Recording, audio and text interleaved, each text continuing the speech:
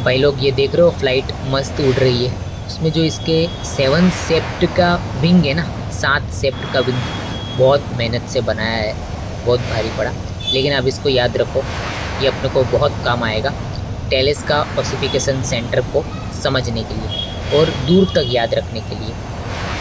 NEET 2024 में question आया कि कौन सा बोन है जिसमें नो मस्कुलर अटैचमेंट है। 2017 में भी वही क्वेश्चन, कौन सा बोन है जिसमें नो मस्कुलर अटैचमेंट। 2019 में वही वैसा ही question, unique feature of the talus. 2024 में प्राइमरी ओसिफिकेशन ऑफ टेलेस किस टाइम पे है, 2024 में ये पूछा गया। फिर 2025 में ये पूछा कि प्राइमरी ओसिफिकेशन सेंटर कहाँ पे है और सेकेंडरी ओसिफिकेशन सेंटर कहाँ पे है। तो अब इतने सारे एनिमेशन बनाए हैं ना, उसमें से आप ये याद रखो कि जो रनवे है ना, एयरपोर्ट का रनवे, वहाँ पे आजू बाजू में कुछ नहीं होता है भाई, कुछ नहीं होता, ना कोई पेड़ होता है ना कोई झाड़ होता है। तो उससे ही आपको याद रह जाएगा कि टेलेस बोन के साथ भी कोई मस्कुलर अटैचमेंट नहीं होता है। दूसरा जो सबसे पहले आपने आगे देखा कि प्लेन के जो है विंग्स है वो 7 सेप्ट के, तो वो 7 से आप याद रखो, विंग में वैसे भी वो 7 जैसा ही बनता है। 7 से आप याद रखो कि उसका प्राइमरी ओसिफिकेशन सेंटर 7 पे।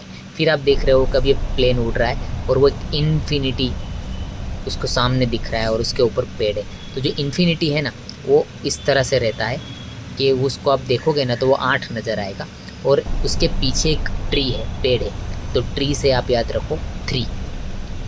तो उसका सेकेंडरी ओसिफिकेशन सेंटर 38 है।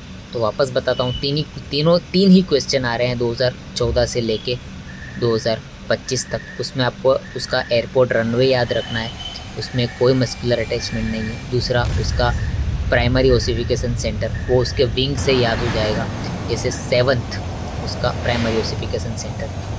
और फिर लास्ट में फ़्लाइट उड़ के वो पेड़ ट्री की तरफ जा रही है और उसमें इन्फिनिटी बना हुआ है। ट्री से याद रखो 3 और इन्फिनिटी से याद रखो 38। तो वो उसका सेकेंडरी ओसिफिकेशन सेंटर का टाइम है। Thank you.